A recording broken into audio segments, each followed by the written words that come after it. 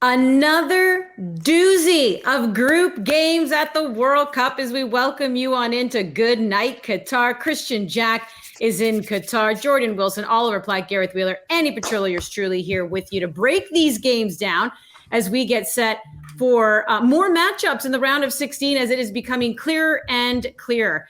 You, my friend KJ, took in the Argentina-Poland game. I want to know the ebbs and flows of emotions when Messi misses the penalty kick going into halftime, essentially. But then, of course, within a few seconds of starting the second half, they score, they go on to win. But just what was happening, the roller coaster of emotions in there?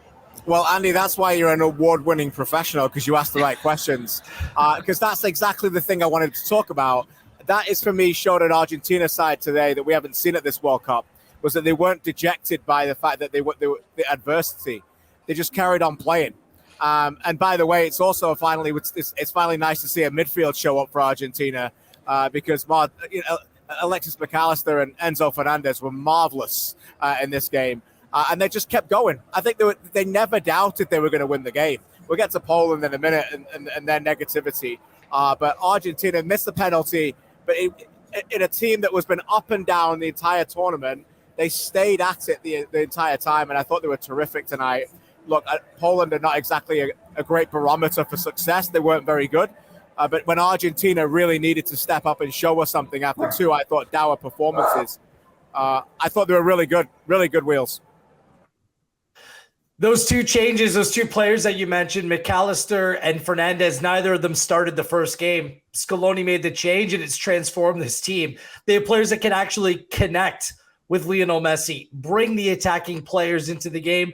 And that's all the difference. It makes all the difference in the world. Look, Wojciech Szczęsny is an elite shot-stopping goalkeeper on penalties. He saves 30% of penalties he faces. He's excellent. It's a great save on Messi, but you never felt uncomfortable. I don't know about you guys. I never felt that Argentina lost control of this game, that Poland were going to be any kind of a threat. I thought they were very poor again here today. Poland are just miserable, and just getting that goal in the opening minute of the second half, it just lightens things up, doesn't it? And the team rallied around it. Look, it could have been 3, 4, or 5 this game, and the scoreline would have been just. This Argentina side is doing what great teams do.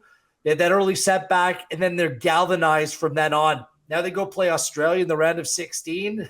That pathway opening up nicely, and this team is looking more dangerous every minute that they play together. Yeah, they look a lot better, and the changes in the team, as the guys mentioned, have helped. And now they have an absolute gift of a route to the semi-finals. I think it's got to be one of the easiest in World Cup history, to be quite honest with you. So that's looking a lot better for Argentina. What I would say is the caveat here is that they've played two teams in Mexico and Poland who have absolutely cowered in the face of them, right? Like they just have both parked themselves 30 yards from their own goal. I don't think that is a viable strategy anymore in the modern game against teams as good as Argentina are, and it hasn't worked on either occasion. So that for me is still what we're waiting to see with Argentina. We may not get it for a little while yet because Australia will probably be very similar, but to see a team go toe to toe against them and actually try to play against them a bit more is something that I'm not sure we've actually seen in this tournament yet. So that'll be another challenge, but certainly a lot better than it looked against Saudi Arabia, obviously. A couple of things sticking out to me is Szczęsny, former Arsenal man, was with Arsenal for 10 years. Keeper of the tournament, stepping up big for his squad. Poland playing with 9 behind the ball, lofting the ball to Lewandowski with 4 guys around him and says, hey, buddy, do your best with it. Like he's getting kicked and stepped on from behind. It's just like with this squad, have they not learned going through the tournament? Like, can we get bodies forward? Can we maybe try to help him? Can we possess it a little bit? Like going against an Argentina team that can hurt you, and they're just playing one guy up top 30 yards from their goal. Like abysmal. Going into this next round, they make it by the skin of their teeth. But they did it. I guess they could be proud for that. But this is where the story ends for them, unfortunately, for the next. They're there because of Szczęsny. Argentina. It's as simple as that. Yeah, Szczęsny, and like they have a bit of hope with Lewandowski, but Szczęsny keeper of the tournament so far. Yeah, and I mean, we know that Lewandowski got his first goal at a World Cup, but at the end of the day, KJ, I mean, is this Is this too much to ask of one guy? Does Poland, and here's the thing, guys. Poland's moving on. We're going to get to how Mexico let it slip away from them because it is Poland and Argentina in this group who end up moving on. Poland will have to face France in that round of 16 now, whereas Argentina will face Australia. But for Poland, can they get it done surrounding, the way they've played? And really, how much more can you ask from Robert Lewandowski? Well, it's a really difficult task for him because, he's not got much of the ball, as you said. Poland don't have a ton of technical players. Obviously, Zielinski, I watched them live against Saudi Arabia, and I have to say they were very good in the second half. They were, so, I thought they played well in that game, but Szczesny made a penalty save in that game too. So he kept them in the game. It's been a tale of penalties. Lewandowski missed the penalty against Mexico that almost cost them tonight. So, look, I don't think France will be very concerned about playing Poland. In fact, I think if I was the French, I would have been worried about playing Mexico more, just because of how dynamic they can be with pace in behind what is probably less mobile defenders in the French. It suits them, I think, with Lewandowski. Every credit. Look, Poland just had to get in. They haven't qualified for the last 16 since 1986. So at least it's a big achievement for them. And now they go at France as massive underdogs. But tonight they were by far and away second best. And I think Argentina played a part in that. As I said, Argentina were terrific. And this is now a team that it's opened up in the space of 7 or 8 days. It's gone from they could be out of the tournament, losing the first game, to winning the group. And as Ollie said, now they got the Aussies and then the Dutch or the Americans to get to the semifinals, which could be against either Spain or Brazil. So, it's a fantastic day to be Argentina, no doubt about it. 2 goals for Lionel Messi, the first player in history to miss 2 penalties in the same World Cup. It's extremely harsh on him because he is playing outstanding football. He is conducting from deeper lying areas and not dropping too deep, but he's finding these pockets of space. He's unplayable right now. It's ridiculous to think that coming out of the game, Messi missed the penalty, but he played that good. I know that his influence didn't come on the goals necessarily, but man, Lionel Messi was something special in this game. And look out, Aussies, if you're going to drop deep against this, I don't know. Is this going to be another Spain, Costa Rica type situation? It could end up being like that. Well, and I'm also curious because there is the stat, moving on to the knockout round in the Messi and Ronaldo era, neither of them have scored in a knockout game. So they've always been superb in the group stage. But the way Messi's looking, I know. Here's your chance. There's your chance. Yeah. Matty Ryan. I think that's so you're saying there's a chance, guys. But let's move on to Mexico, Saudi Arabia, because Mexico was leading 2-0 before Saudi Arabia gets a goal in stoppage time, 95th minute. And the reason why that mattered was because even with the win, they tie Poland on points, but they needed that goal differential. So they end up conceding 3. Poland ends up conceding 2. KJ, how did Mexico let this slip away? Well, they left it till the last game. Ultimately, that's the biggest problem. I heard from people at the game that it was their best performance for 2 years. It was. If that's the case, then Tata Martino was right in his press conference saying that he expected this kind of performance. But unfortunately, it's his last game in charge because this is an unmitigated disaster for a country the size of Mexico with their fan base here. And for them to not get through into the last 16, that is the lowest expectation. And Mexico, they've said time and time again, you've got to get to the quarterfinals. That's now the barometer of success. They've not even got out of the group. And it's not, by the way, a difficult group. They should have got out of the group. We've talked about Poland's deficiencies. They beat Saudi Arabia. This is for a footballing country, they've got a lot of work to do. And I don't think they've got the pipeline coming through that they've had in the past either. That's a concern. And in the end, Tata, who's got a wonderful experience, was too negative, and it cost them deeply here. Yeah, it was their best performance of the tournament so far, and it seemed fairly symbolic that it came without Guardado, Herrera, Raul Jimenez, kind of the old guard in the lineup, right? That I think has been the big debate with this team is, you have these players who, up until recently at least, have still been playing at very, very high levels of the club game, but do they still have the same level to offer that they have that's taken them to the knockout stage in past tournaments? And they certainly look like a much brighter, more energetic team with Pineda in, with Alvarez in, Chavez, different players that that gave them a little more youth and forward purpose. I think this one was absolutely wild to watch. Mexico trying to chase a third goal. Saudi Arabia need to attack to get back in the game to have any chance, obviously, of going through.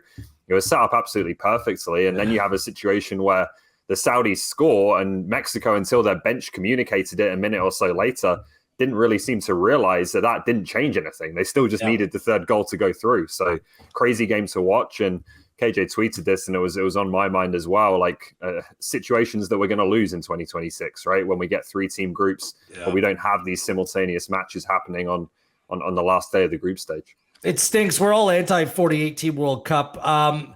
That was the thing. Like, that Saudi Arabia goal was completely irrelevant. Mexico just needed a third. That's all it was. The commentators were confused. It seems the players on the field were confused. It was absolute chaos at that time. But even in the build-up to it, despite Mexico leaving it late, we saw an Antuna offside goal, which looked to be a good goal at first glance, but he was offside. And then the KVR off the line at the game that you were at, KJ, Tagliafico goes in, Szczesny gets a piece, and the defender heads it off the line. If either of those balls end up in the back of the net, Mexico's going through.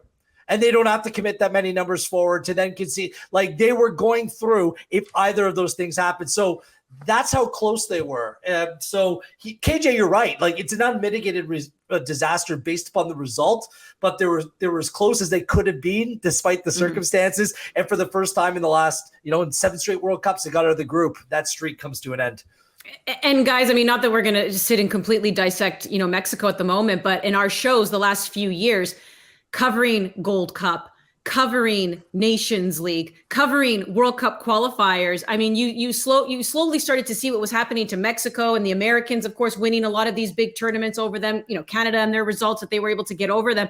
This has been a slow process that we've seen coming, and it culminates in them being eliminated. Champions League too, Andy. Champions League too. We've seen it there too with the domestic game. But let's turn our attention now. So Australia defeats Denmark 1-0. The Socceroos move on. Aussie, oi, oi, oi. 4th time at the World Cup. Only once before they've moved on to the round of 16. That was 2006. They get to do it again. What is it, KJ, about this Australian team that they were able to get the job done to get out of the group? Yeah, well, there's a few things that work to their advantage. They played the best team first in the group, and although they got smashed 4-1, they led. And that gave them a tremendous amount of confidence. And when you lose a game against the best team, it's all uphill because you think, it's a bit problems. But then suddenly you open yourself up again. You play Tunisia and they win that game. And then they weren't fearing the Danes. I watched the game closely. They did not fear them. They were direct. Wheels knows exactly what I'm about to say here because he and I have run the numbers about Canada. Every World Cup, somebody from pot 4 gets in. Everyone. It's these guys. It's these guys. It's these guys who did it. And they had a couple of things going for them. One, it was a comfortable group on paper.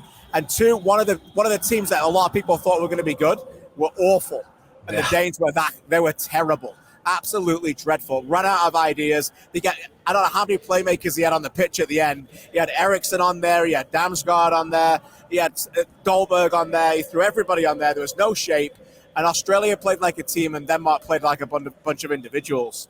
So they go home, and they deserve to go home. A brilliant finish by Jackson Irvine, and he deserved it. It was a great moment. And, Aussie all the way to the last 16 for the first time since 2006. Every credit to that team. Graham Arnold, Rennie Muhlenstein, the assistant who played a big part of that, by the way. They deserve it. Good stuff. Every credit. They don't play the prettiest, most attractive football, but we talk about what you need to do to be successful, and that is defend well and score. And every game, even though they didn't win every game, they scored. They found a way to be together, to defend well, and to break well and score. So that put them in the next round. And I'm looking at a Danish team that I followed for the past 6-7 years, watching nearly all their games. And they've always been great tactically, but have played with like passion and desire. I'm thinking from the Euro run in the semifinals. I'm thinking about Eriksson, their best player, with all his health issues in the past Euros. I'm thinking this is a Danish team, a Danish side that is going to come and play. And I don't know what was going on in their camp, but they were dead all throughout the tournament. And every Danish person or friend or family member that I'm speaking to, they're just embarrassed. They're like, this squad underachieved significantly, and rightfully so. If you ask any Danish person, they're saying right now the most out of any team. Now, I would argue with Belgium tomorrow, depending on the result. But I just really want to know what went on with the camp, because Denmark should have made it out of this group and should be going further along in this tournament. Looked like they didn't want to be there. Thomas Delaney, that injury in the midfield unsettled things, made Eriksson play deeper. But on the Aussies, just another point, it's very difficult to play the same team in back-to-back World Cups. The Aussies were drawn into the same group as France and Denmark in 2018 and played them close. 2-1 France, a 1-1 draw against Denmark, and they outplayed the Danes in that game. So it's been a slow burn. And shout out to Graham Arnold, their manager, because he dropped his son-in-law, Trent Sainsbury. I said this. That takes some, you know what, to drop your own son-in-law. And now he's rewarded. And now Trent gets to say, you know what, father-in-law, you made the right call leaving me out of the team. Or it's going to be a very awkward Christmas dinner. Let's talk about France. Good party. Ollie, can you please explain the French lineup to me against Tunisia today? Tunisia goes on to win 1-0. France obviously is the one moving on. But what was that lineup? No, I can't explain it to answer the question. Like it was bizarre, right? We know why they did it. Obviously, they're through to the next round. They're resting players. They wanted to rotate the squads, but what Didier Deschamps came up with was just kind of very odd. He had Camavinga, their young midfielder, one of the top young midfielders in the world, playing left back and just looking entirely uncomfortable doing it. Guendouzi out on the wing. It was a very strange formation that just seemed to have been pieced together based on the guys he wanted to get minutes. And until that Australia goal, like if you're an Australian watching that game, France with this haphazard starting lineup, Tunisia takes the lead and obviously goes on to win. Like that could have been incredibly frustrating from the Australians' perspective if they'd only got a draw against Denmark, which would have been good enough to take them through had Tunisia not beaten France. So that would have been something to see. But yeah, it was not anything you can really read into with France because it was just a heavily rotated team, but a very bizarre one at that. Yeah, well, either way, they rested their players. They're moving on. And when we come back, sucked in that game too. So just throwing that out there. Don't get me started. You just had to slide that one in there. But we're going to take a look at the round of 16 fire matchups. up Ollie. I like firing up Ollie. Fire him up. Yeah, talk about that a little bit more. Because Poland's going to be taking on France. We know that. Argentina's going to be taking on Australia. Let's try and predict what's going to happen in those round of 16 matchups next.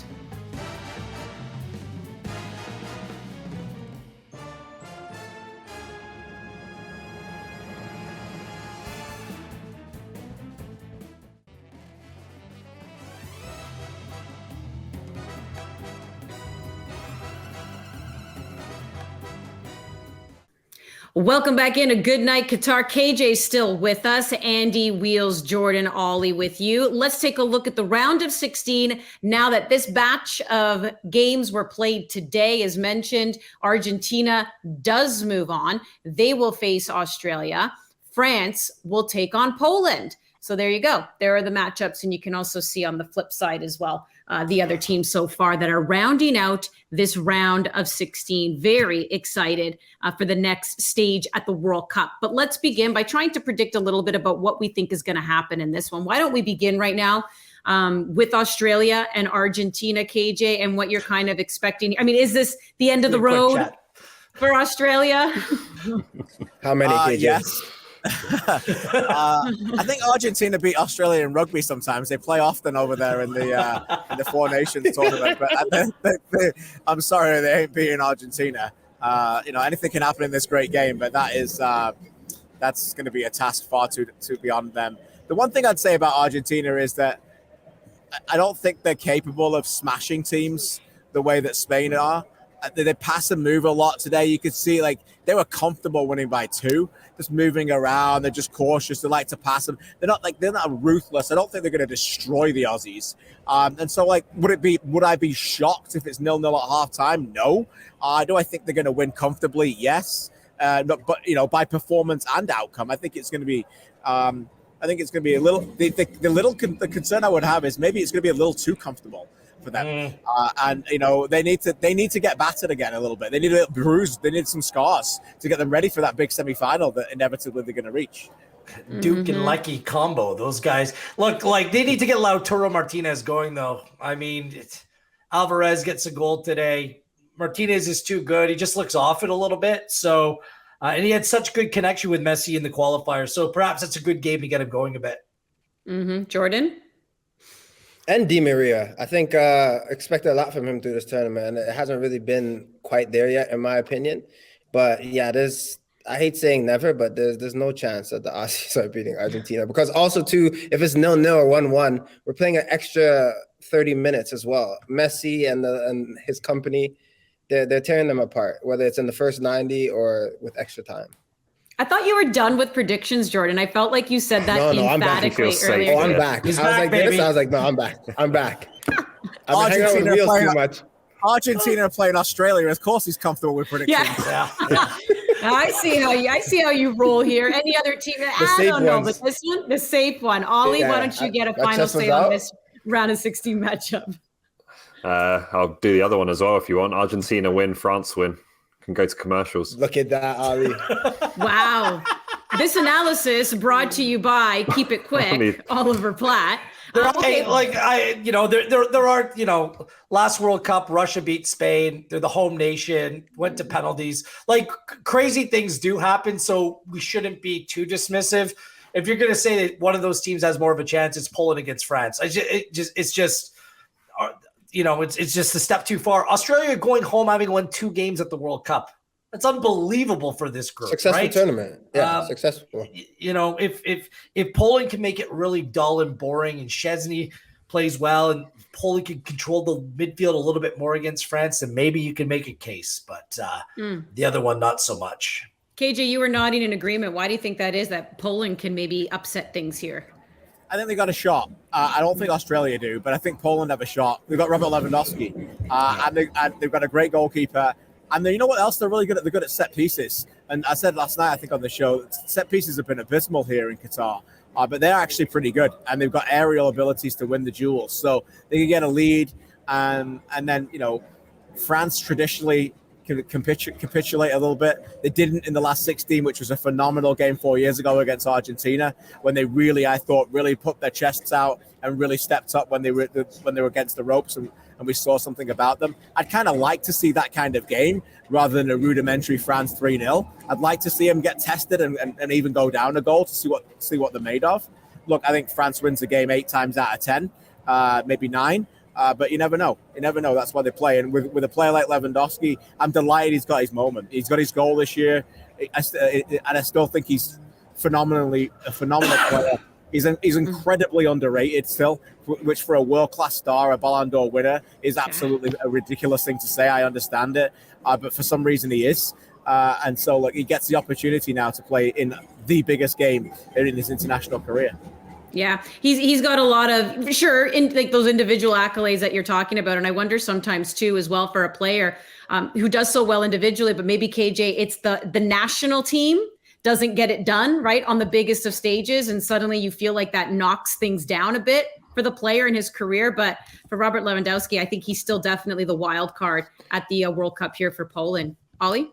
I'll just to add to my very detailed analysis from before, like Poland have got to come up with something different here, right? Because France, for me, are a better team than Argentina in terms of facing a low block and breaking you down and pulling you apart with the width and pace they've got in Mbappe and Dembele. Griezmann, for me, has been arguably the best player at the tournament. Like, they're going to have an even tougher time, I think, if they play the way they did tonight, if they do that again against France. So they got to come up with something that's just, has a little bit more risk, a little bit more adventure in their play, I think, to have a chance here.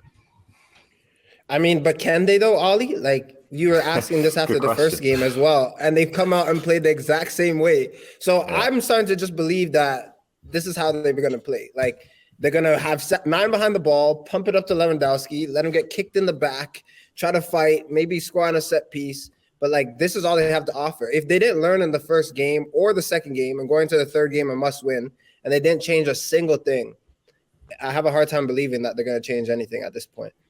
We'll find out on the day of. KJ, always a pleasure having you on. We're going to say goodbye to KJ here on Good Night Qatar. But when we come back, we will once again take a look at Canada. They will be in action tomorrow, ladies and gentlemen, taking on Morocco. Just how much of an underdog is Canada? Are we underrating Morocco. You know, we're going to talk about John Herdman's comments on him being the coach still in 2026. And yes, the article by Chris Johns.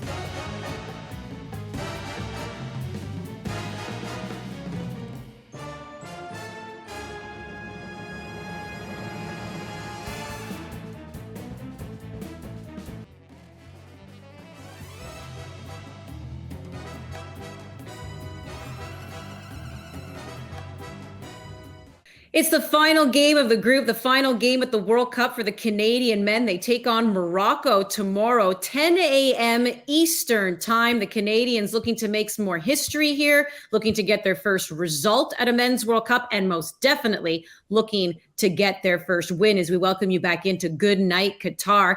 Andy, Ollie, and Wheels with you. But we just had KJ on the show. He pre-taped something when it comes to this game. So let's hear what he had to say. Canada head coach John Herdman and defender Stephen Vittoria met with the media here on Wednesday ahead of Thursday's clash against Morocco that will wrap up Canada's time here in Qatar. Although it is their final match of the World Cup, the overall optimistic mood was definitely prevalent in the press conference. Herdman and Vittoria smiled often and seemed encouraged by the fact that they still get to play another FIFA World Cup game. They should. Remember, Canada have waited for this moment for a very long time, and despite being out of the tournament, these are games that are very important. Reference points for the future for players, and also potentially last games of the World Cup for many others. Canada will play an African opponent at the World Cup for the very first time. 5 of their previous games have all been against European opponents. For this one, it appears Stefan Eustaquio will not be playing. Herdman mentioned that a midfield player needs to still go through physical assessment, and having seen him go off in that game against Croatia, it appears that Eustaquio may be not involved in this game against Morocco. He will be missed. Morocco are a tough opponent. This game will be played at Al Thamama Stadium, where I was at for the US game. The stands are on top of the pitch. Morocco fans travel well, and it will be intimidating. That is a good thing for Canada. It is another hostile environment they can play against a team that is really needed to win the game to get through. Morocco have been the best team so far in this group. Ziyech particularly and Hakimi on the right-hand side will be a major threat. Other observations from the press conference was that this was really a moment now to take Canada going forward. John Herdman said that tomorrow he still believes he will be in charge of the 2026 team that goes to the World Cup, and there's a lot of momentum to build towards that. For one last game, though, Canada get to play here in Qatar. Morocco will be a tough test, and it will be one that will stick with Canada for many years to come. Before we get into the whole underdog and Morocco being maybe perhaps underrated, I mean, Ollie, we knew Stefan Eustaquio was dealing with something, but, you know, for him to not be able to play in that second half against Croatia, the possibility here of not being able to play against Morocco, that has to be crushing for the player. Yeah, disappointing for the player, obviously, to miss any World Cup game, and also difficult for Canada. And I think, you know, going into this game, it feels like many of the challenges I think they faced against Croatia are going to be the same here. Just in terms of their ability to, we know how Canada would like to play. We know how they play when they're at their best. Do they have an ability to do that in this game? And I think that's going to be in question when you talk about Eustaquio's fitness, you know, still being up for debate or unclear going into this game. Atiba Hutchinson playing his third game in however many days it's been since Belgium. And then the lack of depth, obviously, behind that in terms of the options that John Herdman seems willing to trust in the central midfield area. So I think those same things that were ultimately the downfall of the team against Croatia are going to be there and an issue for John Herdman going into this game. And now it's a case of what kind of solutions he's found since that match to produce a better performance this time around. Who are you starting in his spot there, Wheels? Let's see. Kone or also, or I think it has to be either Jonathan Osorio or Samuel Piet, and I say that because this is an experienced Moroccan side. They're going to come after you. Amrabat in the midfield from Fiorentina, he's excellent. They have a strong back line. They're well organized. I'd probably edge for a little bit more experience in this game. Well, let's talk about Morocco just a little bit, as you started to allude to some players there, Gareth. I mean, how much of an underdog is Canada? Significant, because Morocco also just needs a draw in this game. I think it'd be foolish for Morocco to come out and play for a draw. I think they just need to come out and play the way that they have been. Under their new manager, I mean, this team is completely being reformed. It has an identity. Mazraoui, Hakimi, 2 elite level fullbacks. That battle along the wings with like Buchanan and Davies is going to be wild in this game to watch. Ziyech has looked a real threat up top with Buffal and Naziri of Sevilla.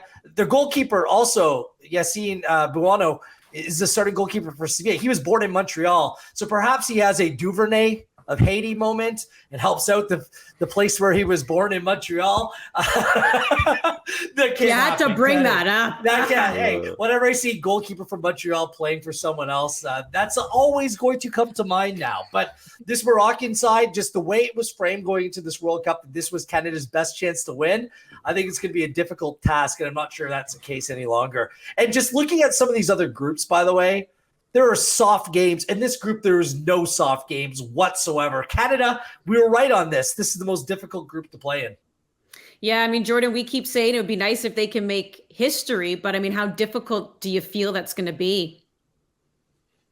It's a tall order because, as we just alluded to, Belgium, Croatia were difficult, but Morocco has been the dark horse like in this group. Like they've played some very positive football, played better than Belgium in my opinion. They've stuck to their game plan. They're a rough side to play against as well. It was a tall order to ask for Canada, but you can always remain hopeful. But going into tomorrow's match, just asking of the boys to give it their all and just see what happens. See what happens going into this match. Well, a lot of people, myself included, I put my hand up, is, again, even though Canada does have one more game to play, we know they're officially eliminated. So we're starting to look ahead to 2026.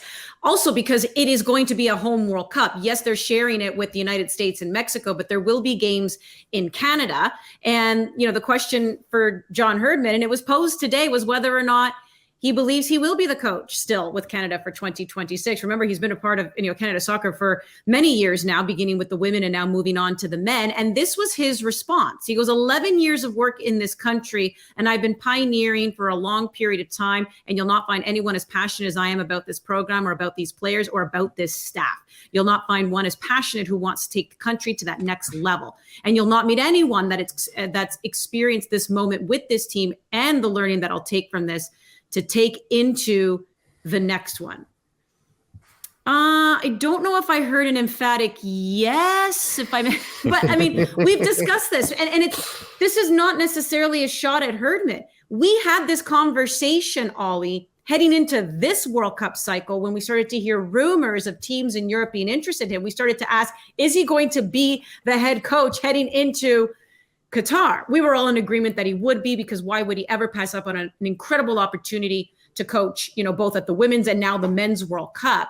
But I mean, there's still questions there when it comes to 2026, right? I mean, whether he gets eyeballs from, European clubs, maybe he's not satisfied with what he's seen being done with Canada soccer. Who knows? So many things could happen. Yeah, you're right. There's all kinds of different factors, and 3.5 years, although it's a bit of a shorter turnaround to the next World Cup than usual, it's still a very long time.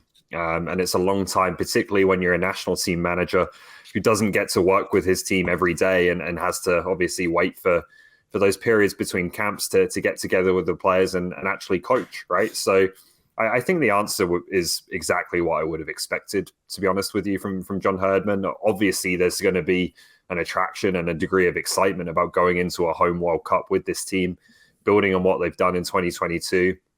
I don't think he's walking away the day after this tournament saying I've had enough. I think that is something that obviously is going to be tempting for any coach to take on that opportunity with Canada. I think it's a great job going into 2026. At the same time, he's been in the role for a few years now. His stock is rising and continuing to rise. And he's probably in all likelihood going to leave that door open to something potentially coming up in the club game after this tournament. And if there's something that he feels is the next step in his career, catches his eye, allows him to make that transition to the club game, which I think every national team manager wants to take at some point. There's obviously going to be a decision to make for him there. So I think it'll be about kind of the level of interest and, how attractive those jobs are. But you would expect that to be some after the job that he's done over the past few years with Canada. What sticks out to me with this, Ollie, is that two things can be true at the same time. You could love Canada and want the national team to do well, and this is a group that you've worked with, but you could also want to do well and take your talent somewhere else. Like, happens all the time in the game of football. What I want to commend John Herdman for is, in a game nowadays where everyone's tactically sound, coaches have a way that they want to play, his man management skills with the boys has been superb. And I think that relationship, if it keeps developing and the players and him, they keep working on their trust, it could be something that could really put this squad in a place that could be a force to be reckoned with in 2026.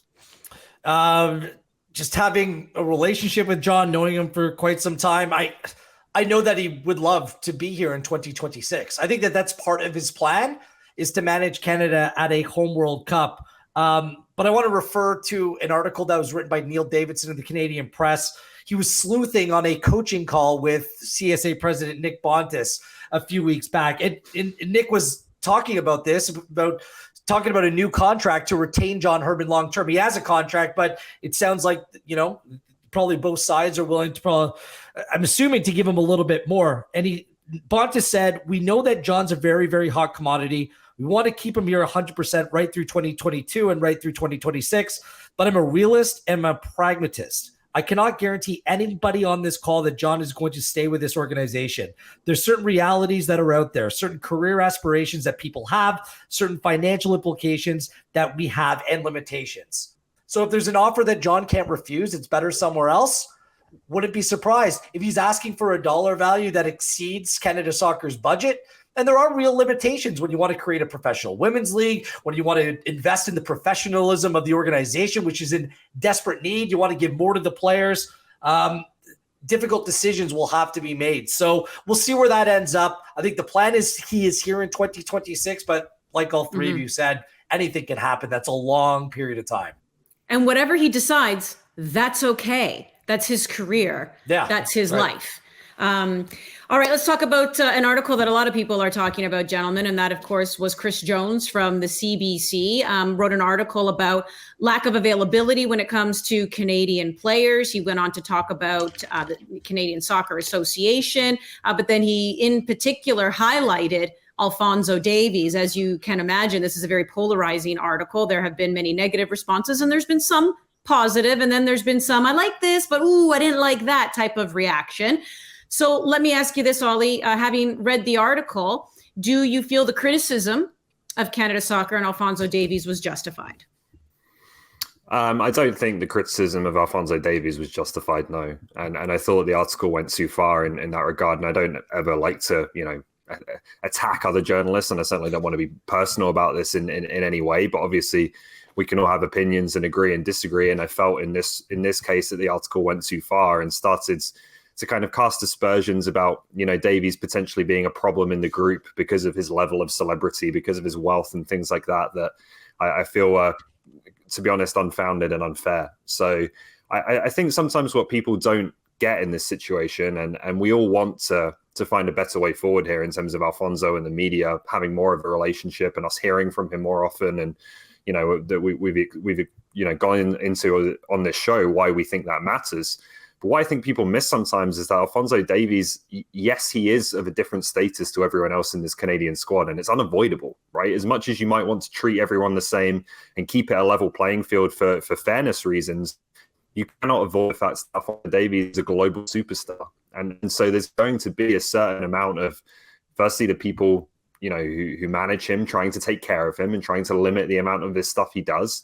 There's going to be a certain amount of anxiety about what he says every time he speaks, especially in a climate like this at a World Cup where you're getting asked about this, that, and everything, right? In terms of political issues and all kinds of things that journalists want players to answer for. If Alphonso Davies says one thing that's just a little bit off, there was an instance, it was completely stupid, where he talked about Harry Maguire being captain of Manchester United and not Cristiano Ronaldo.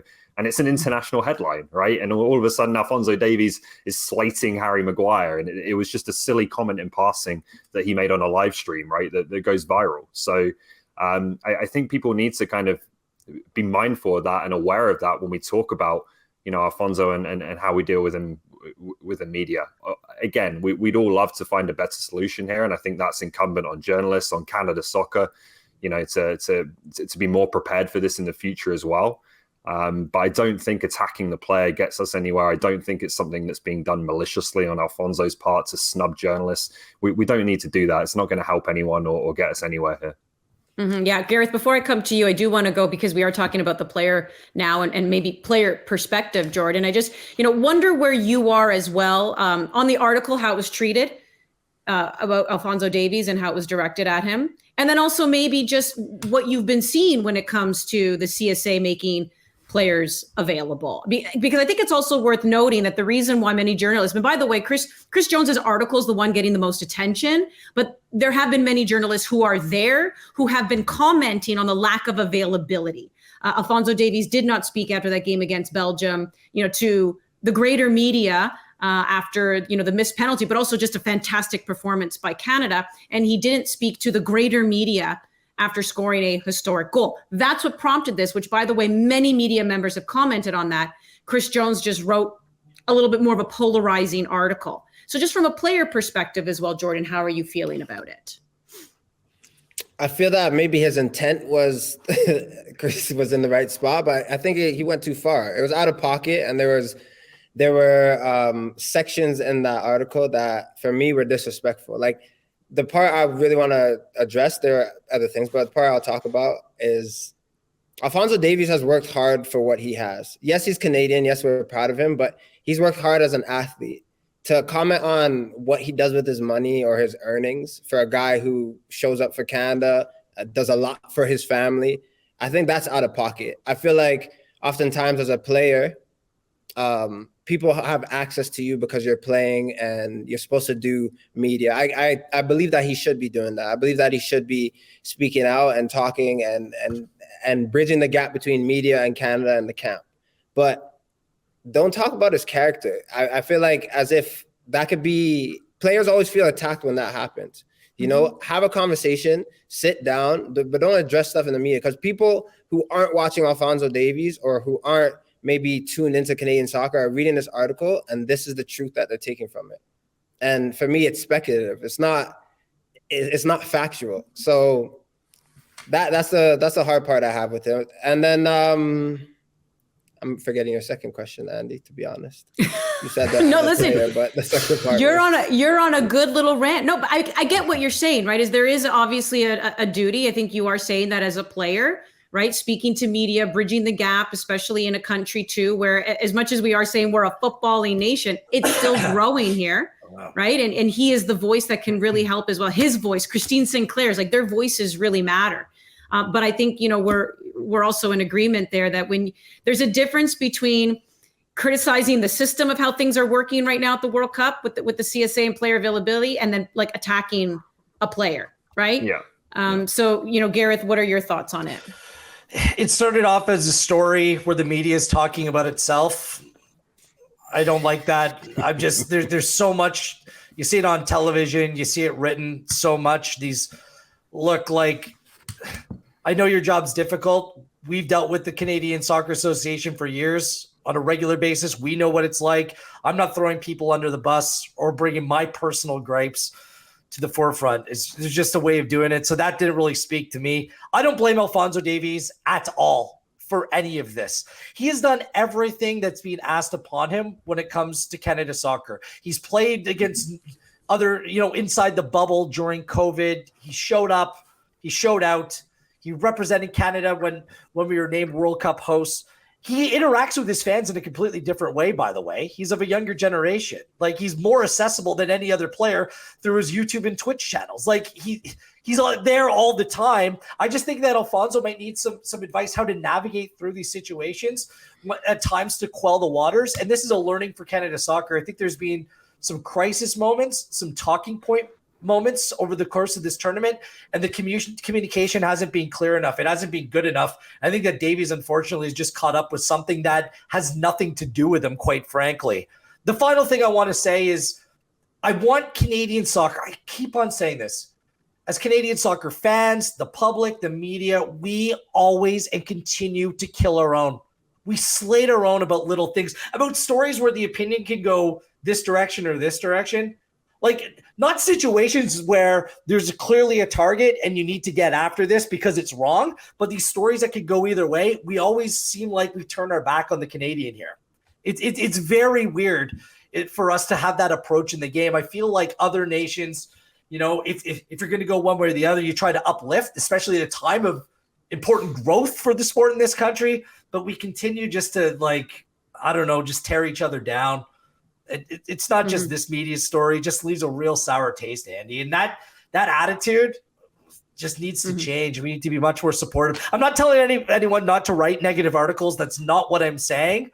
But the way that we deal with situations like this, when it's not even about Alphonso Davies, is very weird to me. Yeah, to me, it's about the federation fostering a proper relationship between its players and the media who cover it. And I'm in agreement with you. The way athletes communicate with their fan base these days, it's completely different. But when it does come to big sporting events, World Cups or Gold Cups or major tournaments, media also spend, that is literally how it works, right? Media spends a lot of money, and then there are rights holders, and then there's international media. So there are certain duties and certain obligations. So that will always be part of the sport. Anyways, I think we can all agree, we do love what this team has done in these last few years, and even how they're representing Canada over there. They will be playing tomorrow. There will be other teams playing tomorrow with the round of 16 on the line. Let's quickly go through those next here on Good Night Qatar.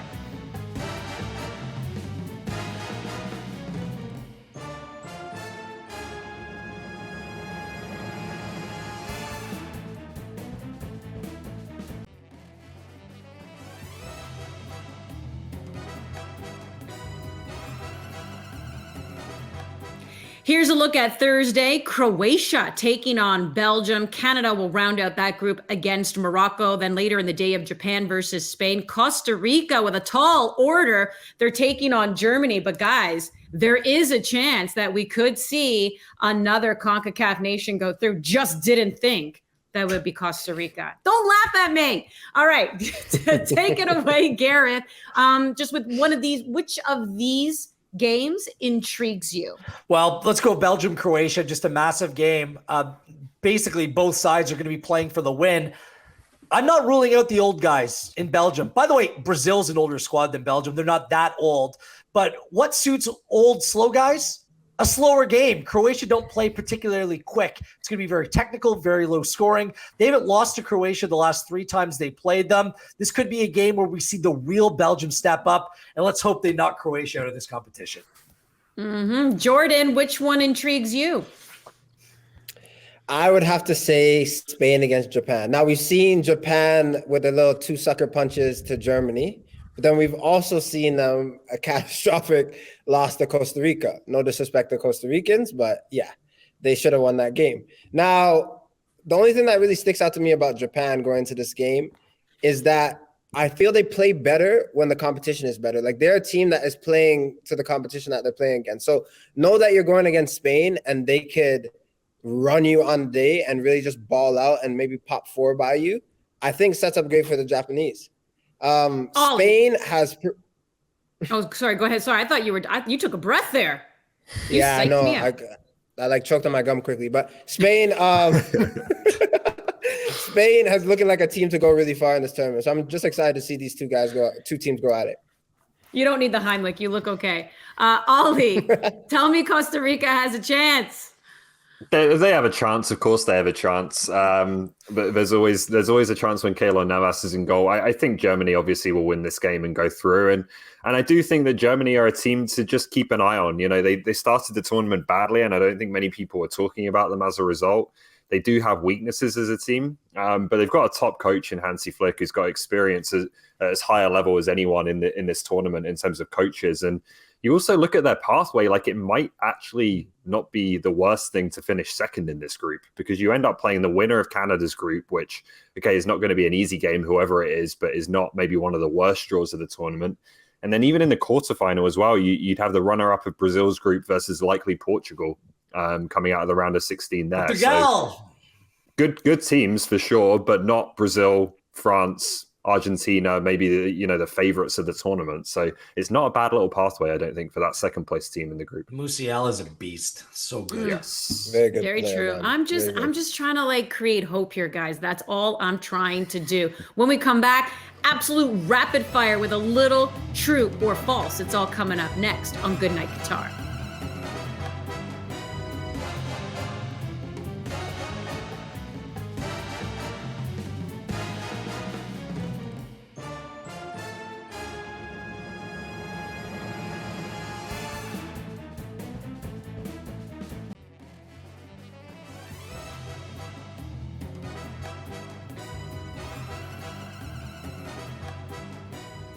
Rapid fire, true or false. Gentlemen, Ollie, I begin with you. The USA are top dogs in CONCACAF.